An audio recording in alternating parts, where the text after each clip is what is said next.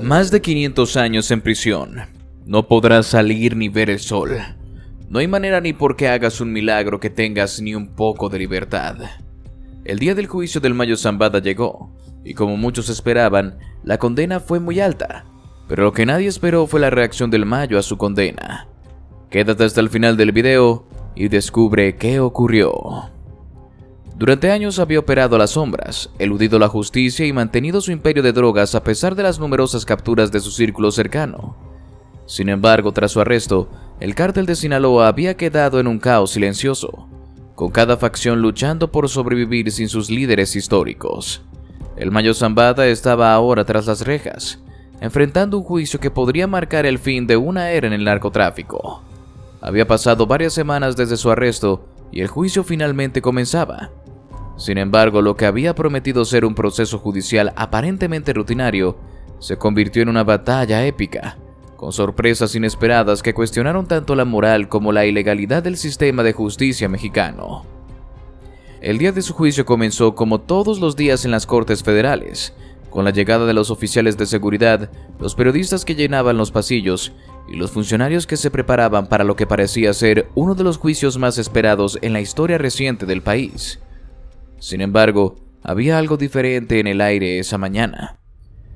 El Mayo Zambada, un hombre conocido por su astucia, no iba a dejar que su destino fuera decidido sin luchar. Su equipo legal había estado trabajando incansablemente en los días previos al juicio, y tenían una estrategia que los dejaba confiados.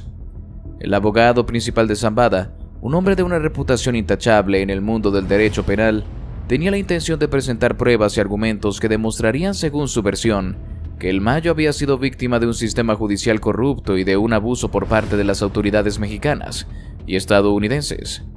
Desde el inicio de su detención, se había manejado el caso bajo la premisa de que Zambada era culpable, pero su defensa quería cambiar esa narrativa.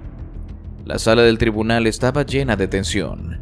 La presencia de altos funcionarios del gobierno, autoridades internacionales y medios de comunicación dejaba en claro lo importante que era ese juicio para la política nacional e internacional. La gente sabía que el juicio de Zambada no solo trataba sobre él, sino sobre el futuro del cártel de Sinaloa y la lucha contra el narcotráfico. El jefe del tribunal, un hombre de seriedad y prestigio, presidía el juicio con un semblante imperturbable. Había sido testigo de incontables juicios de alto perfil, pero este caso era diferente. El Mayo Zambada no era un simple criminal. Era un símbolo de un sistema de crimen organizado profundamente arraigado en México, con conexiones que llegaban hasta los rincones más altos del poder. Todos sabían que este juicio podría tener repercusiones en todo el país. A medida que las audiencias comenzaban, el abogado de Zambada presentó su caso con una precisión quirúrgica. Su primera afirmación fue clara: su cliente Ismael Zambada había sido arrestado de manera ilegal. Aseguró que su captura había sido producto de una violación de sus derechos humanos. Según el abogado, Zambada había sido arrestado sin las garantías debidas y sometido a un proceso judicial viciado desde el principio. Argumentó que desde el momento en que fue detenido, las autoridades mexicanas y estadounidenses habían actuado con un total desprecio por la ley, utilizando métodos ilegales para obtener su arresto y posteriormente sus declaraciones. La defensa presentó pruebas de que Zambada había sido sometido a torturas físicas y psicológicas durante su detención, buscando que esas pruebas fueran el punto de partida para deslegitimar todo el caso en su contra.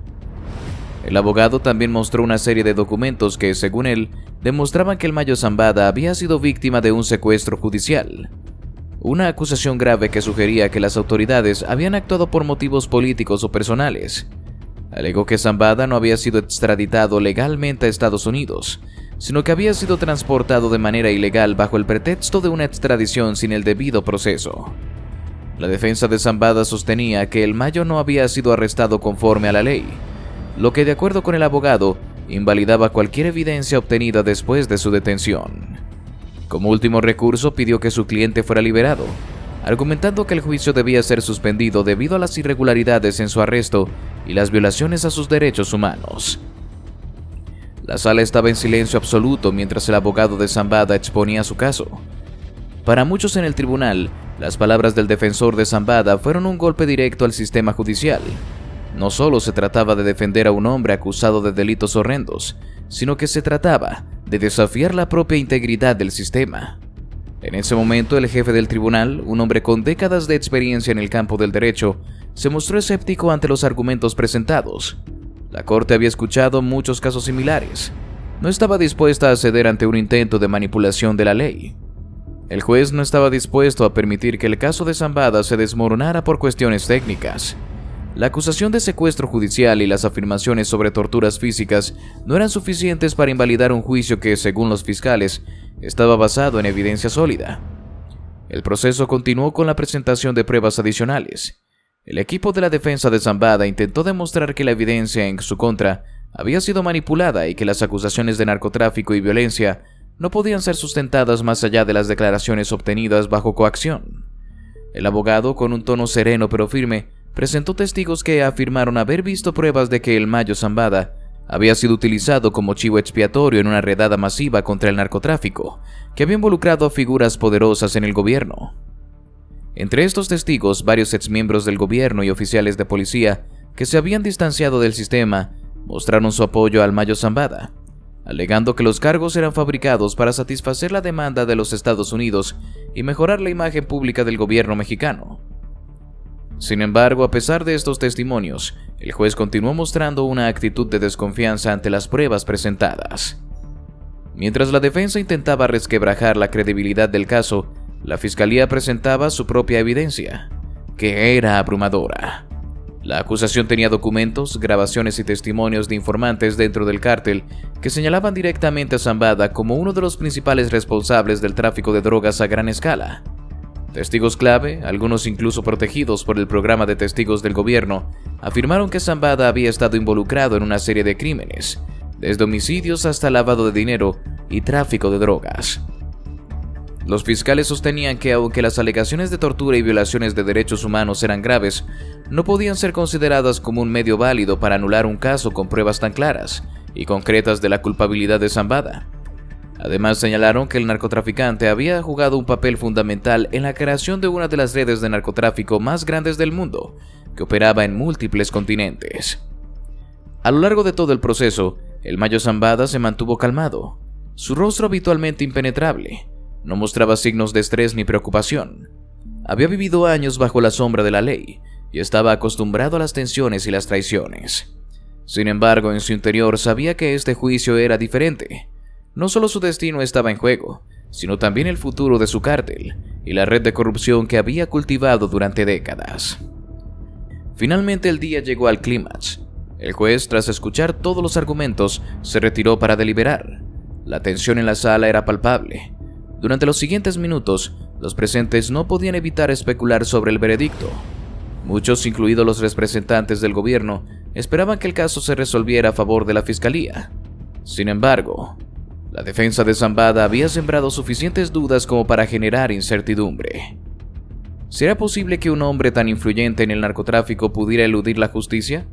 ¿O sería este un momento en el que la ley prevalecería sobre la corrupción y la manipulación? Tras la presentación de todos los argumentos y las pruebas, el juez, una figura de gran respeto dentro del sistema judicial mexicano, había solicitado un receso para deliberar.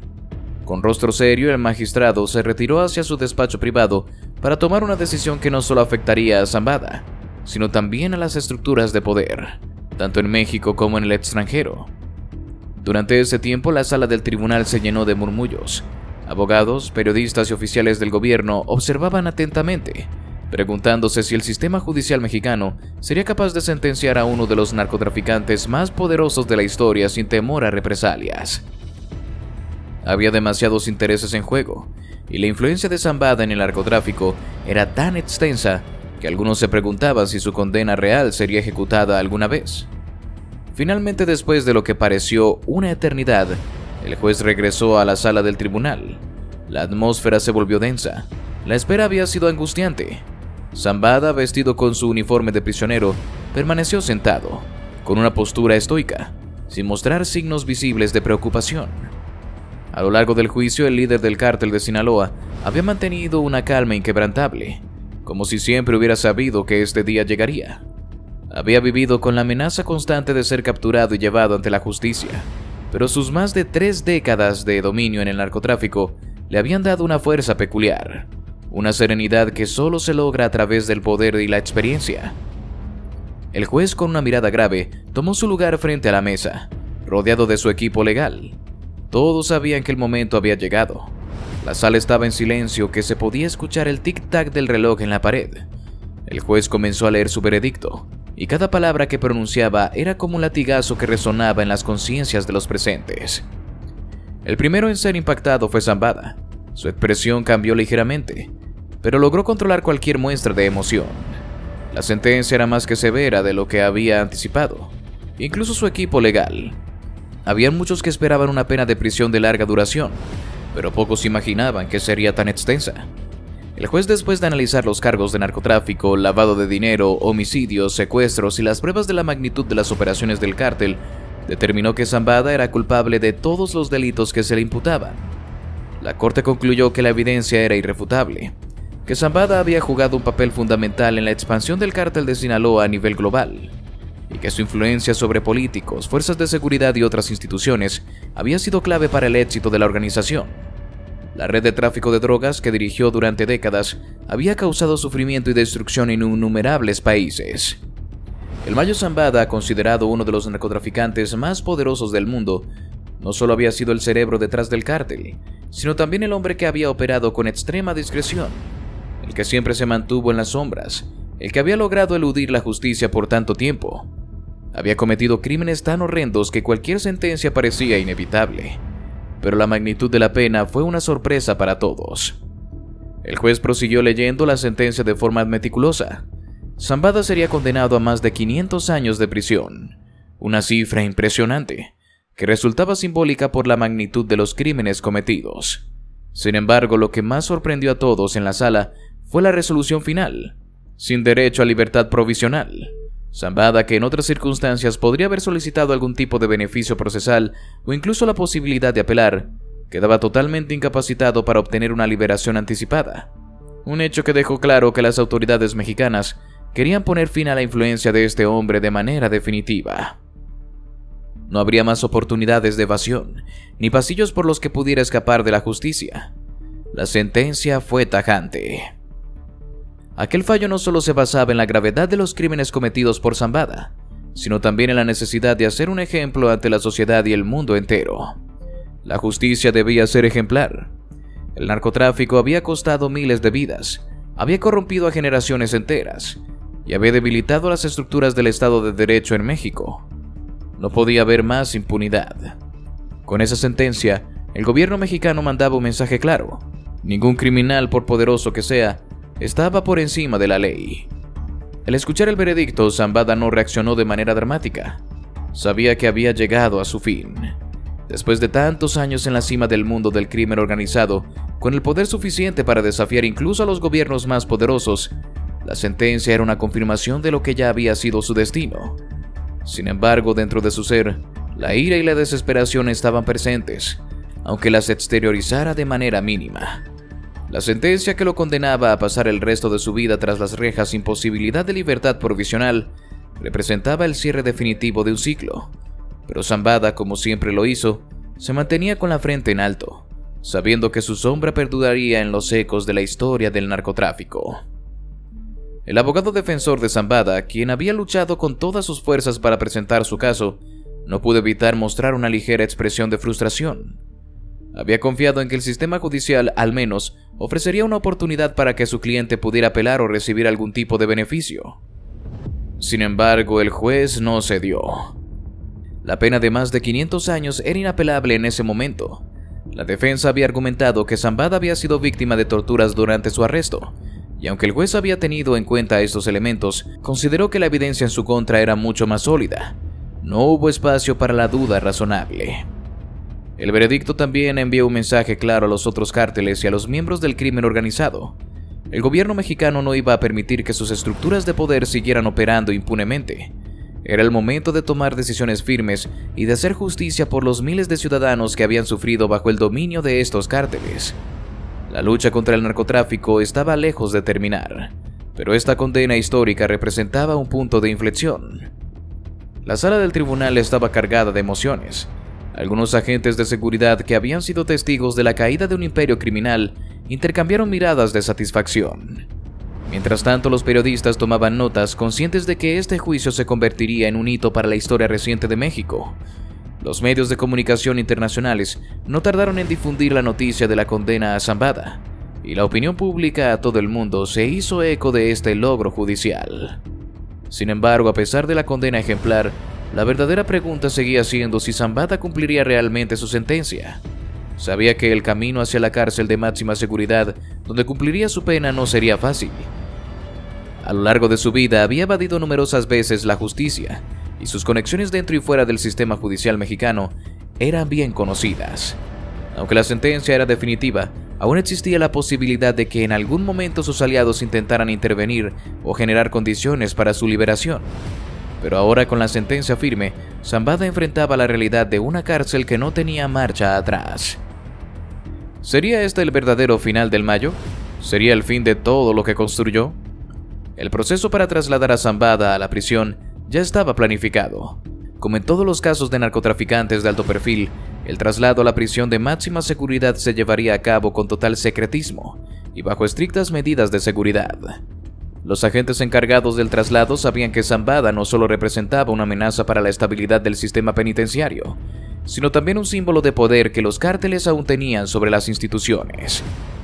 La idea de que un hombre como él pudiera escapar, ya fuera mediante la corrupción o la violencia, era una posibilidad real. Por esa razón, las autoridades decidieron que el traslado debería hacerse lo más rápido y discreto posible. Al salir del tribunal, Zambada fue rodeado por un fuerte dispositivo de seguridad. Los guardias lo escoltaron con precisión militar, cubriéndolo en todo momento. Zambada, sin embargo, caminaba con paso lento, como si su cuerpo ya estuviera más allá de la condena que acababa de recibir. No mostraba signos vitales de derrota, aunque en su mente el peso de la sentencia lo acompañaba como una sombra que ya no podía evitar. A pesar de su infinita astucia, sus conexiones y su habilidad para escapar de las más complicadas situaciones, algo en su interior sabía que ya no habría más oportunidades. Su destino estaba sellado. En el camino hacia la prisión, Zambada permaneció en silencio. Los guardias, en su mayoría hombres experimentados que ya habían tenido contacto con otros criminales de renombre, no se atrevieron a mirarlo directamente. Sabían que Zambada era más que un simple prisionero. Era el corazón de un imperio que había controlado con mano de hierro durante décadas.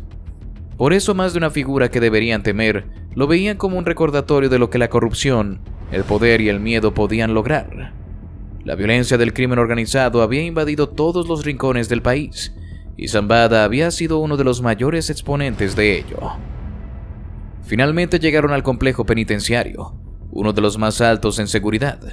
La prisión, rodeada por altas murallas y una infraestructura diseñada para mantener a los reclusos más peligrosos y con mayores influencias, recibió a Zambada con la misma frialdad con la que había sido recibido en el tribunal. Al ser transferido de la camioneta a la entrada del centro penitenciario, los guardias comenzaron el proceso de registro de aseguramiento, y rápidamente lo llevaron hacia los pasillos oscuros que conducían a su celda. Fue allí, en ese pasillo sombrío, que Zambada comenzó a experimentar el comienzo de una pesadilla más allá de lo que hubiera imaginado.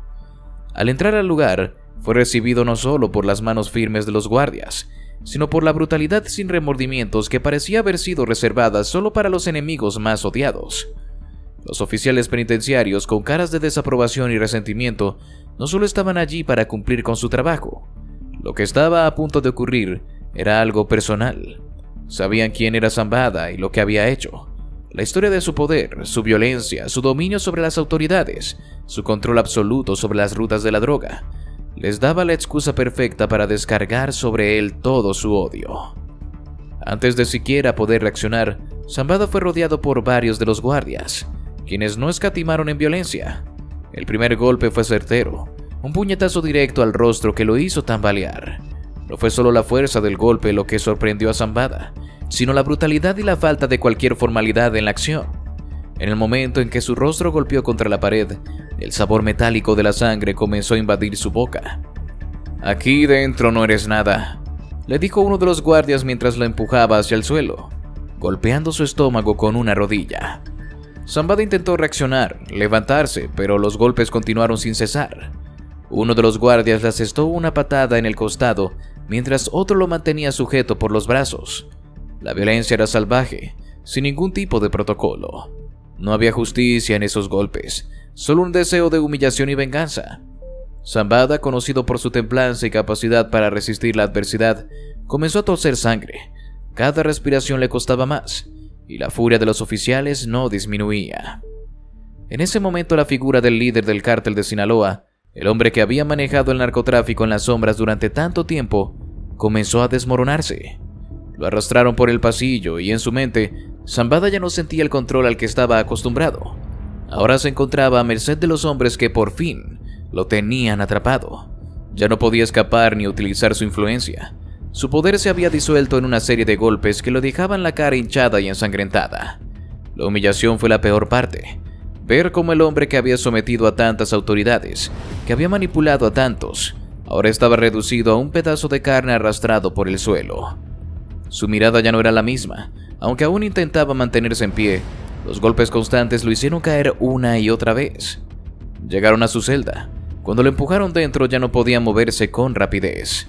Estaba agotado, su cuerpo golpeado y su rostro irreconocible. Los guardias sin compasión lo lanzaron dentro de la celda con un empujón brutal. Su cuerpo, ahora completamente débil, cayó sobre el suelo de cemento frío.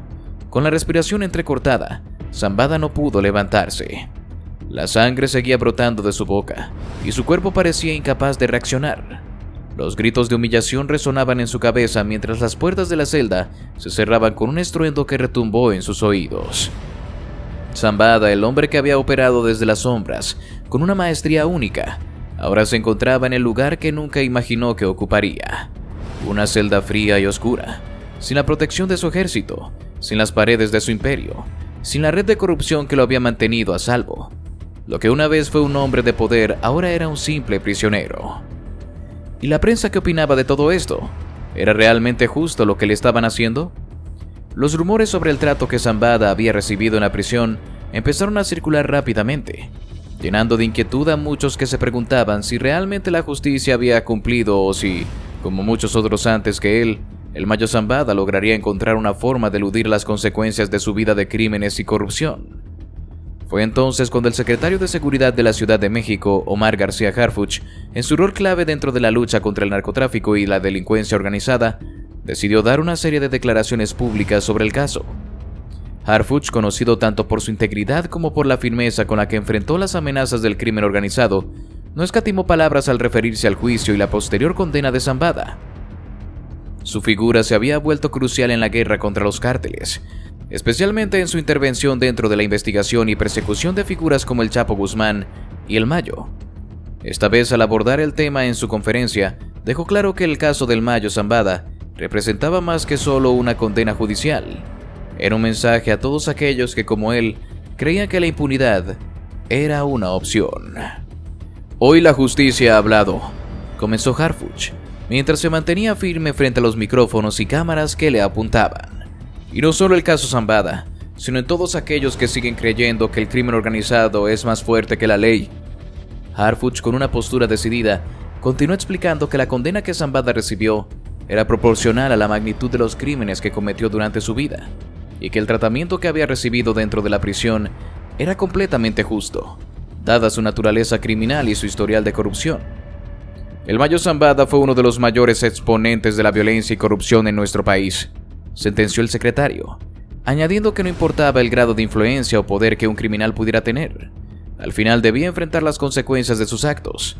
En sus declaraciones no hubo lugar para la ambigüedad ni la simpatía hacia el criminal.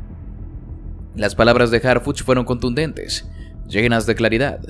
Zambada había sido un hombre que durante años operó con total impunidad, con conexiones que se extendían por las altas esferas del gobierno, el sistema de justicia y las fuerzas armadas. Había sido el artífice de uno de los cárteles más poderosos del mundo, el cártel de Sinaloa, que se encargaba del tráfico de drogas, extorsiones, secuestros y asesinatos en todo México y más allá. Durante años el Mayo Zambada había tejido una red de influencia que hacía casi imposible para la autoridad actuar en su contra. Sin embargo, a pesar de la tremenda resistencia que Zambada había presentado a las autoridades, el gobierno finalmente había logrado someterlo, no solo con la fuerza, sino con la inteligencia y la unidad de las instituciones encargadas de combatir el narcotráfico. En cuanto al trato que Zambada había recibido en la prisión, Harfuch no dudó en reafirmar que había sido el apropiado para un hombre de su calaña. No escatimó en señalar que el trato en las prisiones mexicanas debía ser una cuestión estrictamente de justicia, y que a pesar de los rumores sobre la brutalidad con la que Zambada había sido recibido en su celda, las autoridades no se veían obligadas a tratarlo con ningún tipo de preferencia o compasión. Las cárceles mexicanas no son un lugar de descanso para aquellos que han hecho tanto daño a la sociedad, declaró Harfuch con firmeza, y agregó que no era momento de pensar en el trato humanitario cuando se trataba de alguien que, durante años, había destrozado vidas y construido su imperio sobre la sangre de miles. Según Harfuch, los crímenes cometidos por Zambada superaban cualquier argumento de derechos humanos o trato preferencial. Zambada no es un hombre cualquiera, es uno de los peores criminales que México ha conocido, subrayó, dejando claro que no había espacio para la compasión. Las críticas a las condiciones de su detención fueron, en opinión de Harfuch, un intento de desviar la atención del verdadero problema, la necesidad de que los criminales paguen por sus crímenes, sin importar su estatus o influencia. Señaló que las cárceles mexicanas, aunque imperfectas, tenían la función de mantener a los delincuentes peligrosos fuera de la sociedad, y que Zambada no merecía ningún trato especial debido a su historial de violencia y corrupción. Este es el resultado de una vida dedicada al crimen, a la destrucción y a la manipulación de aquellos que deberían velar por la justicia, afirmó Harfuch, quien luego recalcó que el propósito de las autoridades no era simplemente encarcelar, sino garantizar que aquellos que habían causado tanto sufrimiento a la sociedad recibieran una condena ejemplar. El secretario también hizo un punto clave sobre cómo el trato en la prisión no solo reflejaba la justicia, sino también la fuerza del gobierno en su lucha contra el crimen organizado. Señaló que si bien no había justificación para maltratar a nadie, Zambada no debía esperar un trato privilegiado solo por su poder pasado. El Mayo Zambada es un hombre que ha cometido crímenes atroces, y su poder no lo exime de la justicia. La ley es para todos, y aunque sus seguidores y aliados intentan justificar su existencia, nosotros no caeremos en esa trampa, afirmó. Harfuch también se refirió a los rumores que habían surgido sobre cómo Zambada había sido tratado dentro de la prisión, haciendo un claro énfasis en que esos detalles no debían ser el centro de la atención. Según él, era crucial que la sociedad entendiera que el sistema de justicia debía ser implacable con aquellos que, como Zambada, habían abusado de las instituciones y se habían convertido en un cáncer para la seguridad y el bienestar del país. A su juicio, aquellos que dudaban de la justicia impartida no veían la magnitud de los crímenes que Zambada había cometido durante más de 3 décadas. Él y su cárcel han causado un daño irreparable a millones de familias. No podemos permitir que haya justicia a medias, recalcó con tono grave. Al responder sobre la idea de que Zambada pudiera haber sido tratado con violencia por parte de los guardias de la prisión, Harfuch expresó que no podía comentar sobre incidentes específicos sin contar con una investigación detallada, pero dejó en claro que el trato que Zambada había recibido no iba a ser considerado bajo los mismos estándares que el trato a otros prisioneros comunes. En sus palabras, el Mayo Zambada no era un prisionero común. Era un símbolo de la corrupción y violencia que había asolado a México por años, y como tal merecía ser tratado conforme a la gravedad de sus actos. No estamos aquí para dar lecciones de simpatía a criminales como él, sentenció Harfuch, con una mirada decidida y segura. Y así llegamos al final de este video. Si te gustó, te invito a que nos des tu me gusta para seguir haciendo más videos como este. Además de que no olvides suscribirte y activar la campanita para que no te pierdas ninguno de nuestros nuevos videos. Te deseo un gran día. Hasta la próxima.